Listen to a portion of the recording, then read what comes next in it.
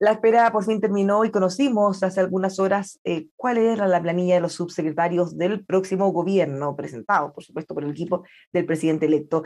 ¿Cuáles son las implicancias de esto, el gabinete? ¿Cuál va a ser el rol que van a tener los distintos partidos dentro del próximo gobierno, especialmente los que no están en su coalición? Son algunos de los temas que vamos a abordar junto a la presidenta del PPD, Natalia Pergentili. ¿Cómo está? Muy buenos días. Hola, muy buenos días. ¿Cómo estás tú? Muy bien, y estábamos muy ansiosos, por fin conocemos ya esta nómina con todos los subsecretarios. ¿Qué les parecieron a ustedes en términos generales? Bueno, la verdad es que yo creo que fue una nómina interesante, mucha gente joven, eh, mucha gente que también tiene una serie de pergaminos asociados a los temas. Creo que sí, no hay tanta práctica en el Estado, pero eso puede ser abordable. Y creo además que es un elenco novedoso, plural, diverso, así que bueno, tendremos que ver cómo se desenvuelve. Bueno, esto se iba a anunciar hace una semana, pero desde el equipo del presidente electo habían señalado que tenían que hacer algunos chequeos de información. Había trascendido los medios que se había generado molestia en la misma coalición a Pro Dignidad, por lo que se tuvo que hacer, o pareciera que se tuvo que hacer un reordenamiento. ¿Qué le parecen a ustedes los cambios? ¿Hubo respecto a lo que estaba antes o no? ¿Quedaron conformes? A ver, nosotros nunca pedimos alguna subsecretaría puntualmente, sino que mandamos perfiles que podrían ser una contribución al desarrollo del gobierno. Y la verdad es que esto no es aritmético. A uno siempre le gustaría que los suyos estuvieran más representados, obvio. Pero la verdad es que esto no es aritmético.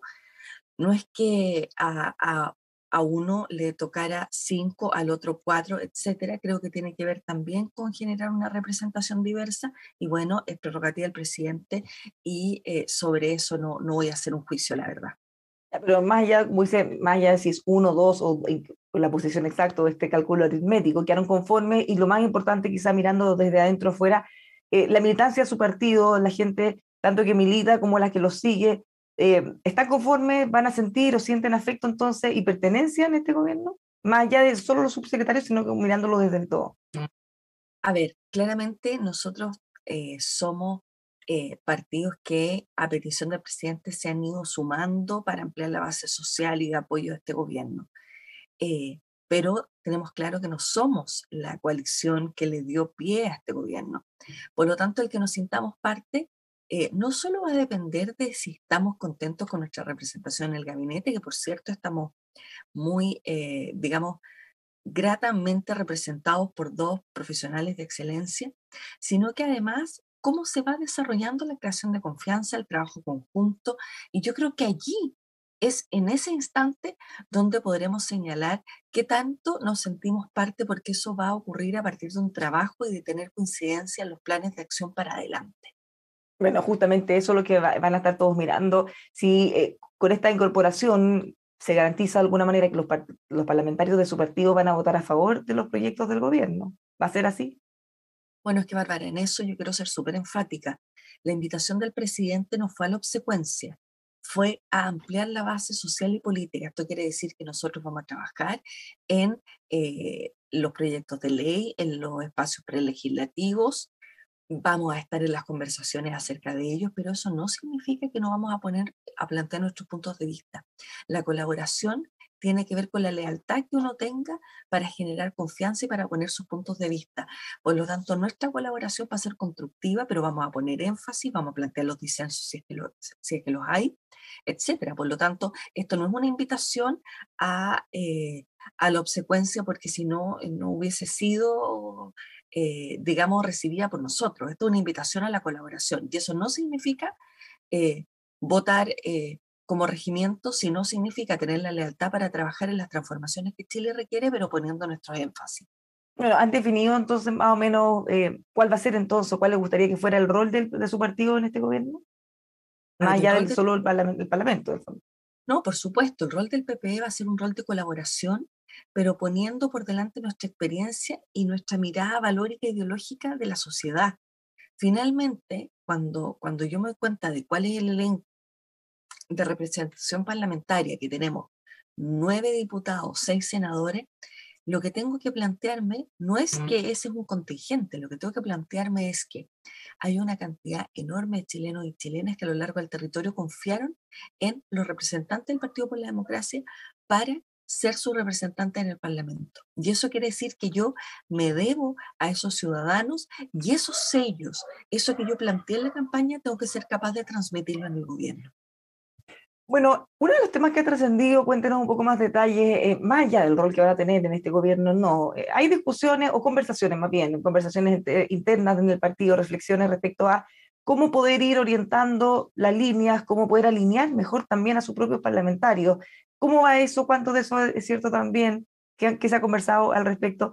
No alinearlo estoy pensando en el gobierno, sino que más bien en el mismo partido, porque en ocasiones anteriores hemos visto que han votado en forma no alineada. Francisco Vidal, por ejemplo, fue muy crítico en algunas oportunidades, de decir, bueno, si hay un partido que uno se puede afiliar y pertenecer voluntariamente, lo mínimo es seguir una línea más o menos acorde con eso. Bueno, de hecho, yo creo que el partido ha avanzado harto en una maduración interna. Además, aquellos que a veces votaban en disenso respecto a la línea del partido, se han ido quedando en el camino, por lo tanto, y eso está muy bien, y está muy bien no porque no fueran personas valiosas, está muy bien porque tal como tú dices, los partidos son asociaciones voluntarias que tienen un ancho de banda para operar, pero cuando ese ancho de banda ya es superado, bueno, habrá que buscar otros horizontes para aquellas personas que tienen esos pensamientos puedan sentirse identificadas en otros espacios políticos.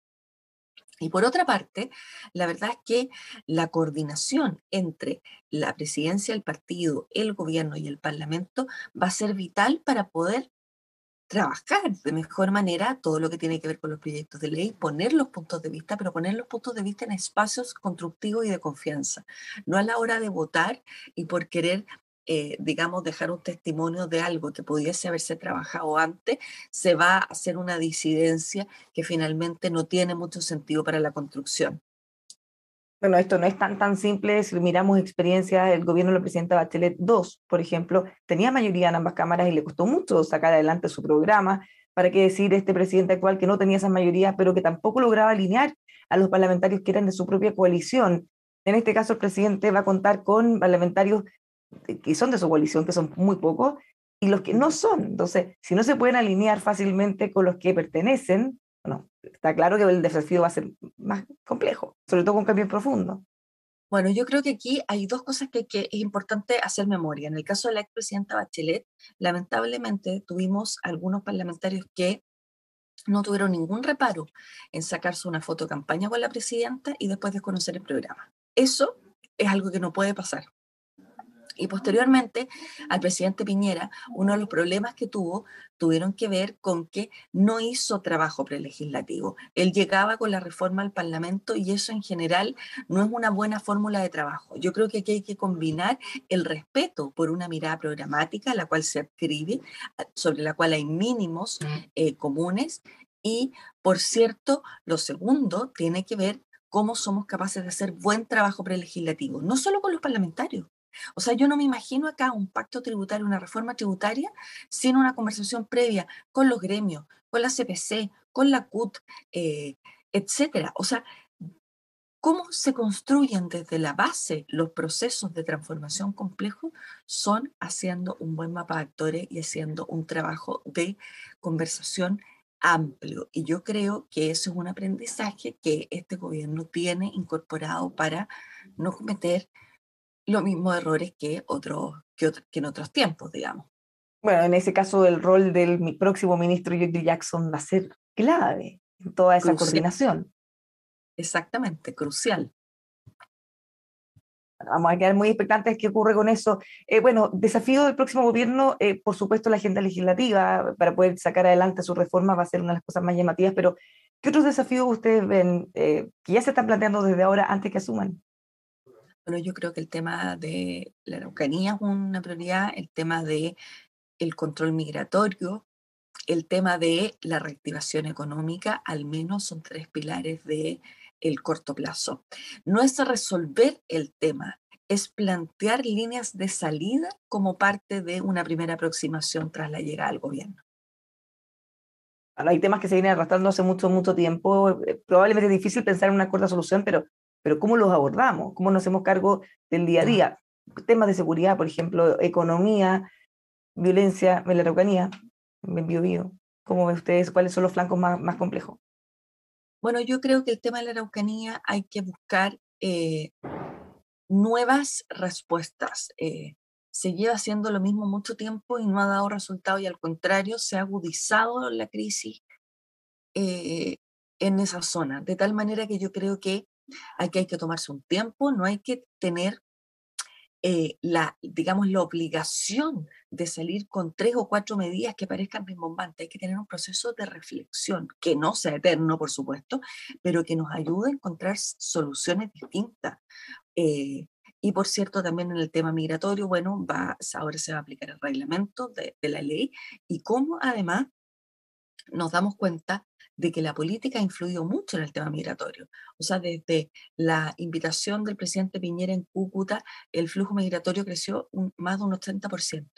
Por lo tanto, aquí también no es como teníamos leyes un poquito febles porque éramos un país al cual la gente se iba, ¿no? Al cual venía, digamos, sino que además hemos tenido una performance política que ha sido garrafal para la capacidad que tiene el país de recibir, digamos, de manera ordenada, como corresponde, la migración. Y eso es un tema.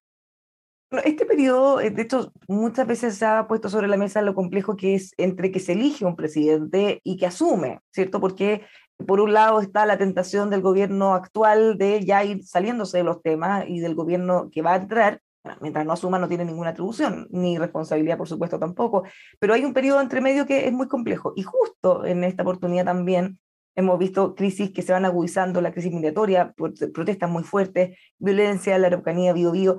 ¿Cómo ve las reacciones del gobierno cuando se les ha preguntado, muchas veces increpan a la oposición o al próximo presidente respecto a cómo se votó en algunas oportunidades que hayan ido al Tribunal Constitucional?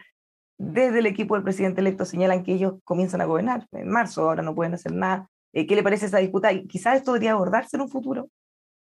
O sea, yo creo, Bárbara, que usted tiene toda la razón. El hecho de que la elección la tengamos en diciembre y recién en marzo asume el nuevo gobierno es mucho tiempo.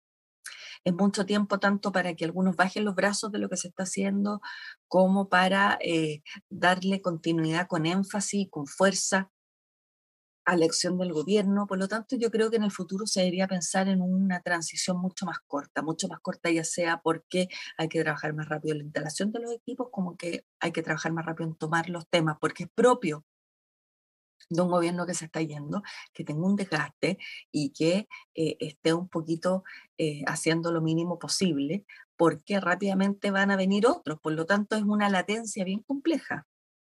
Es un tiempo, bueno, ya no sé si existen tiempos normales, desde hace un par de años que hemos tenido muchas crisis, pero claro, en un febrero como el que estábamos acostumbrados hace 5 o 10 años, era muy distinto al que estamos teniendo ahora, además con una convención constitucional en curso y con todas las Bueno, crisis que mencionamos antes. efectivamente, o sea, hoy día tenemos otra realidad. Piensa usted que el gran distractor, el gran evento de febrero no está, que era el Festival de Viña y que copaba la agenda. eh, eh, y por otra parte también, porque efectivamente tenemos una convención constitucional que está trabajando y que todos los días nos sorprende con alguna medida o alguna acción nueva. Por lo tanto, este es como que el año no terminó o empezó muy vertiginoso, como que se vino marzo, que era como el mes en que todos estábamos muy, digamos, muy inquietos. Bueno, es como que este año no hubo un periodo, una hora valle, una hora tranquila, un tiempo como veraniego propiamente tal, y la política está absolutamente vertiginosa. Y bueno, yo creo que eso se nota también en los análisis. Bueno, justamente, es una buena analogía, es como que hubiéramos pasado de noviembre, diciembre a marzo directamente, mirando la agenda y mirando el trabajo de la convención. ¿Qué le ha parecido a usted hasta ahora? Se han aprobado en general, todavía falta mucho camino y nos gusta siempre resaltar eso para ser bien preciso. En general, todo esto va a ser modificado eventualmente, tiene que votarse en particular y sobre todo pasar el filtro de los 2 tercios en el Pleno para poder ser norma. ¿Ya? Pero hasta ahora se han aprobado varias cosas que han generado mucho ruido en la población en distintos grupos y grupos bien transversales, no solo de algún sector que uno pudiera atribuirle el rechazo, por ejemplo. ¿Y cómo lo ve? ¿Lo ve con inquietud, con calma, como han llamado desde la convención? A ver, yo creo que hay cosas que me producen inquietud desde mi fuero interno, como el tema del Poder Judicial, sin duda, porque yo creo que la Constitución no es un espacio de transformación total o de cambios a todo aquello que no ha funcionado. Yo creo que hay que hacer una reforma al sistema penal, hay que ojalá mejorar todo lo que tiene que ver con el nombramiento de los jueces, etcétera, pero eso no significa que yo a través de la Constitución lo que voy a hacer es hacer esa transformación a partir de una mirada constitucional donde voy a generar desequilibrios o inestabilidades al sistema. Entonces creo que se nota que hay mucha rabia acumulada de muchas cosas que no funcionan bien, sí, pero creo que también esas cosas que no han funcionado bien tienen otras vías de salida, que no son la Constitución, que no son revanchismo histórico, sino que más bien son espacios en los cuales se tiene que construir la carta de navegación del futuro. Y eso no significa no desconocer aquellas reformas que el país requiere, que tienen que ser sustantivas, sobre todo en el ámbito de la probidad, de la transparencia, pero creo que la Constitución no es el espacio refundacional de la patria, es el espacio para darle a esta sociedad y a la sociedad de nuestros hijos un camino de armonía, un camino de pacto social, de acuerdo societal que nos va a permitir ser un mejor país. Se ha generado una paradoja porque en un comienzo siempre estaba el temor que pudiéramos terminar con un texto extremadamente extenso, muy a nivel de detalle, no solo con principios, sino que con muchas bajadas. Pero en vista de lo que ha ocurrido en los últimos días, incluso hay convencionales que llaman a la calma diciendo, tranquilo, puede que esto sea modificado en la discusión en particular o sea incluso rechazado con 2 tercios. Y eso nos lleva a la paradoja de pensar que pocas de estas cosas que se han aprobado puedan llegar al umbral de los 2 tercios y que finalmente terminemos con un texto no extenso, sino que muy, muy mínimo. ¿Cómo ven ustedes esa posibilidad? Yo creo que al principio la convención fue un poquito soberbia respecto de que nadie los podía pautear porque ellos eran la representación del pueblo para generar una constitución, sin duda. Pero el punto es que hubiese sido importante poder tener una inducción que permitiera dar ciertas certezas tanto a los convencionales como a la ciudadanía del rol que tiene una constitución. La constitución no es un programa de gobierno, no es una declaración infinita de derechos. La constitución es un acuerdo en el cual lo que se generan es qué tipo de sistema político vamos a tener, qué tipo de gobernanza vamos a tener para que ese sistema político pueda finalmente establecer ciertas garantías de derecho. Y es en el fondo una arquitectura que permite como sociedad ponerse de acuerdo en equilibrar y mejorar su democracia. Por lo tanto, hay muchas de las cosas que hoy día se plantean que a mí me parecen que no deberían ser objeto constitucional. O sea, por ejemplo, creo que sí, por el principio de subsidiariedad del Estado, algunos quisieran plantear la posibilidad del Estado empresario. Puede ser, pero de ahí a empezar a decir qué empresas deben ser del Estado, qué cosas se nacionalizan, yo creo que eso no es parte de una conversación sobre una carta fundamental hacia adelante. Algunos dirían que se corre el riesgo de terminar exactamente con lo mismo que tenemos ahora, con cerrojos o muy ajustado, quizás hacia otro extremo. Yo creo, Bárbara, que se cayeron los paradigmas de que esta constitución, lo que saliera acá, iba a ser lo que nos rigiera. Yo creo que mucha gente que votó a prueba está viendo con preocupación eh, estas votaciones, aunque sean transitorias, finalmente porque te hablan de un sentido. Y la verdad es que yo creo que digamos, el rechazo pudiese ser una opción para muchas personas que votaron a prueba. Entonces, ojo, yo creo que aquí hay una oportunidad histórica de hacer una constitución que nos represente, pero una constitución con aquellos aspectos que tiene que tener una constitución y no un texto lleno de dogmas o de posiciones revanchistas respecto de una historia que a ninguno de nosotros nos ha parecido justa o deseada, pero no por eso vamos a poner en jaque lo que viene y no por eso además vamos a tener esta, ¿cómo decirlo? Esta un poquito arrogancia de la representación, porque nosotros estamos hoy día en un momento en que hay muchas personas que son representantes de la sociedad, los parlamentarios con el mismo sistema que tuvieron los convencionales, etcétera. Por lo tanto, aquí no hay solo una voz que represente al pueblo o a la ciudadanía, hay muchas voces que son igualmente legítimas y que tienen harto que decir en este debate para que sea más fecundo. También elegido por elecciones, vía popular. Muchísimas gracias, Natalia, por haber conversado con nosotros, pues que tenga un muy buen día. Muchísimas gracias, Bárbara, que tenga buen día usted también. Ya, pues los dejamos invitados a seguir junto a nosotros informándose en emol.com.